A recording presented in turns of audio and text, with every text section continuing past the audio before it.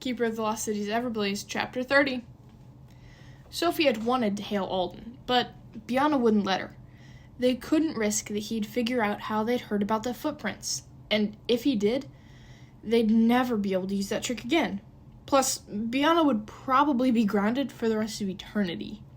But Sophie had to make sure Sylvanie was okay. She lay back on her bed, staring at the crystal stars that dangled from the ceiling and hoping Master Leto was right about her abilities. She had no idea how she'd been able to transmit Fitz from so far away. She'd operated mostly on instinct, mixed with a healthy dash of desperation. But she was feeling pretty desperate right then, so she hoped that would be enough to create a connection. "Sylvanie?" she called, fueling the transmission with every ounce of fear she could muster. "Can you hear me? I need you to know you're okay. Please reply." No answer. She closed her eyes, letting the worries feed off one another until her head buzzed with a static-like energy. It hummed and thrummed and hissed and swished until she couldn't hear the noise any longer. Then she shoved it out of her mind, along with another desperate transmission to Sylvanie. And as she lay there, gasping for breath, her mind filled with the most wonderful sound ever. "Friend?" "Yes," Sophie transmitted back, afraid to move or breathe or do anything to sever the connection. "Friend, Sophie, visit, treats." "No, I'm not visiting right now, and I can't send you any treats, but I'm so glad you're safe." "Safe," Sylvanie agreed. It filled Sophie's mind with scenes of her galloping through the violet pastures and streaking through the rainbow sky with Greyfell at her side.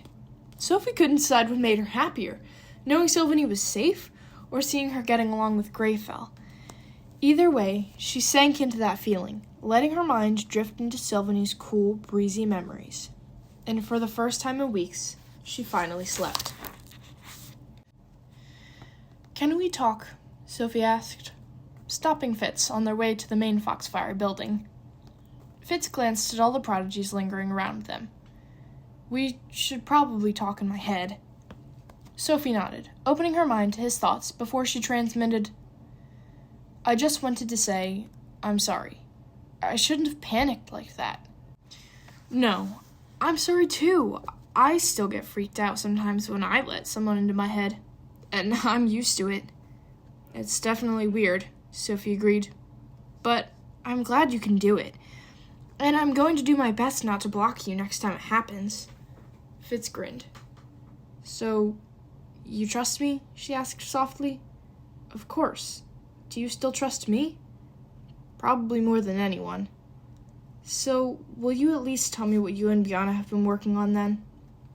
"If you really want to know, but it's not as awesome as you think it is." Fitz insisted he didn't care, so she told him about the leak in the Black Swan and the homing device and the ogre footprints outside the sanctuary. His brows rose higher and higher with each new detail, but before she got to the part about Jolie, Stina shoved her way between them. "Aw, look at the traitors having their secret conversation," she said, tossing her hair in Sophie's face. "All set to heal a worthless criminal tonight?" "None of your business," Sophie told her. "Actually, it's everyone's business, and don't think we won't be watching to see what mess you make this time." She tossed her hair again as she stalked away, and Sophie glanced at the crowd of prodigies still watching them. Most of them looked less than supportive. "You sure you want to deal with stuff like this?" she transmitted to Fitz. "Oh, I'm definitely in. And nothing's going to go wrong, okay?" There wasn't a hint of doubt in his mind.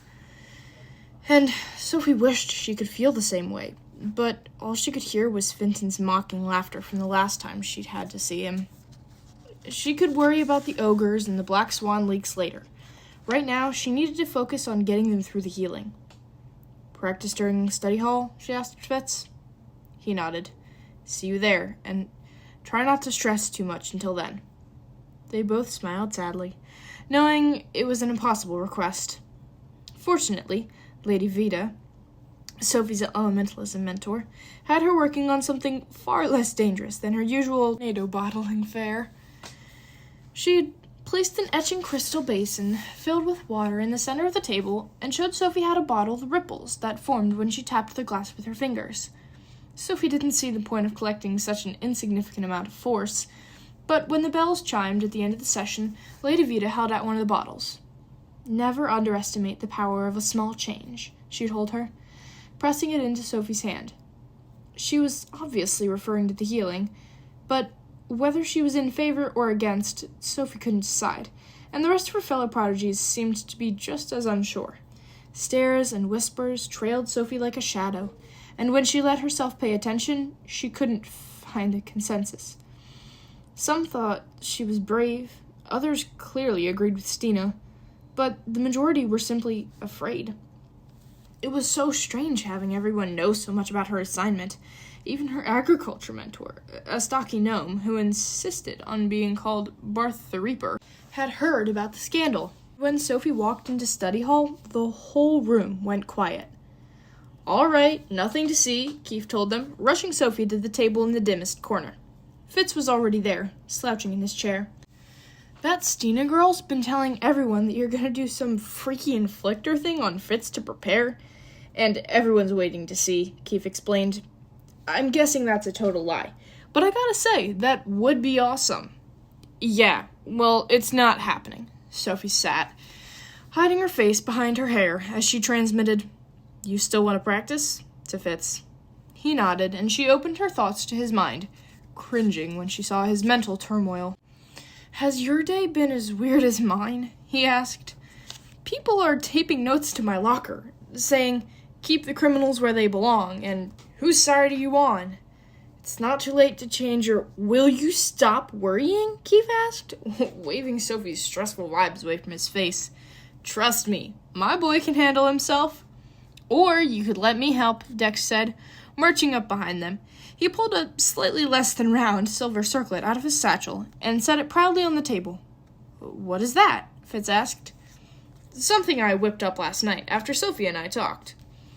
He picked up the circlet and slipped it over Sophie's head. It slid down to her ears, covering her eyes and matting her hair against her face.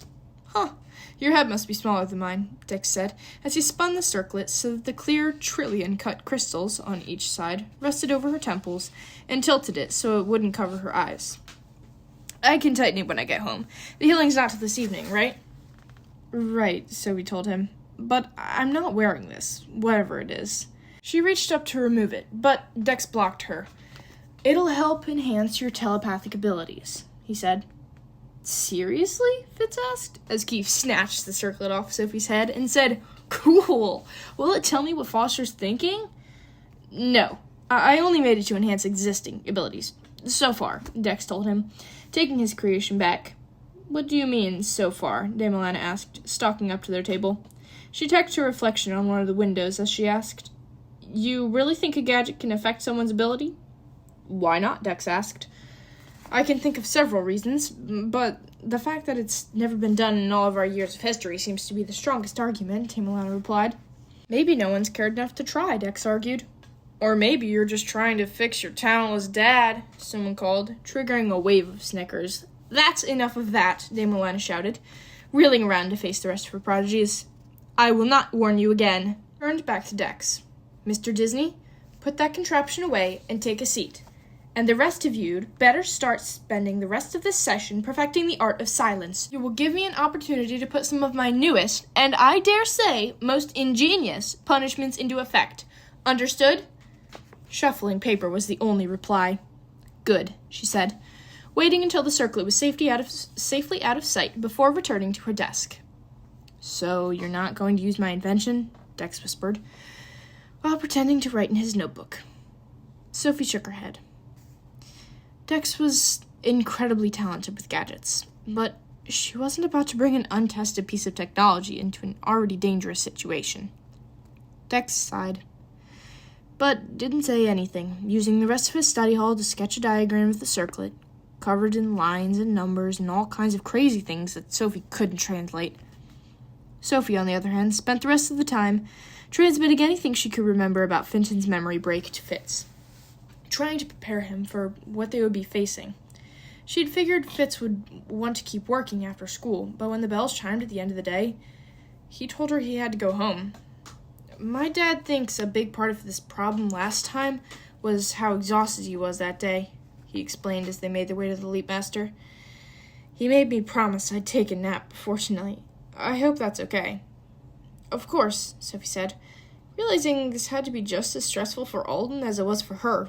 Maybe worse, since he probably had even scarier memories from the last break than she did. "There's not much to practice anyway." "Then maybe you should rest too," Fitz suggested. But they both knew that wasn't going to happen. Sophie decided to stay busy and search more of Adeline's office instead. She had Sandor dig her a trail through the trunks and boxes so she could get to the chests in the back, hoping Adeline would have shoved Jolie's school things as far away as she could. But when she opened the first trunk, books. Thick, heavy-bound journals filled with Adeline's intricate writings. A quick flip through the pages told Sophie there were probably some interesting stories in there. The words "monitoring a mermaid migration" particularly caught her attention, but she'd have to come back to them later. At the moment, she was a girl on a mission. The next trunk was filled with what had to be a Brambles jersey, and Sophie couldn't resist stopping to count how many different games they represented. Keith had told her that the elves only had a Bramble championship once every 3 years, and that they printed the jerseys then. So if all the jerseys belonged to Grady, he was way older than she'd realized, by at least a couple 100 years. She couldn't quite wrap her head around that. The trunks got increasingly boring from then on, some filled with curtains, others with shoes, and there was a particularly stinky one that was currently empty but must have once held some sort of cheese. Sophie had gotten so used to finding useless things that she'd already closed the next few chests before she realized what she'd just seen. She pulled the lid open again, feeling her heart pick up speed.